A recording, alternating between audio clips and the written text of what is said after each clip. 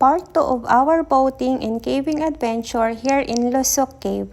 At eto na nga, pinag-decide kami ng aming tour guide ipitutuloy pa ba sa caving.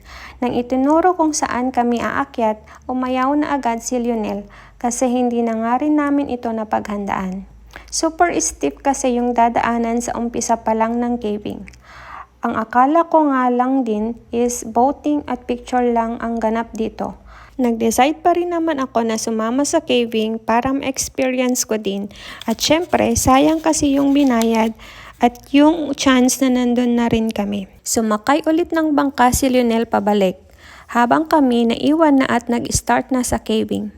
Habang paakyat, chill lang ang feeling pero nakakalula na kapag tumingin na sa ibaba. I also got scared sa mga maliliit na butas na pinasukan namin.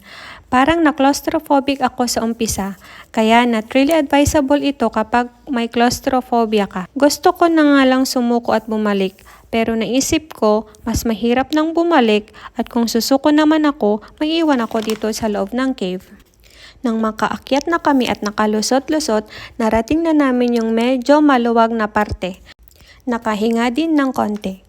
Doon na kami kinausap ulit ng tour guide kung itutuloy pa ba namin yung hard part ng caving. Sinabi niya na kailangan na daw gumapang at doon na ako nag-decide na hindi itutuloy ang hard part ng caving kasi una, hello, outfit check, hindi talaga ako ready at comfortable dito sa suot ko na nag-caving.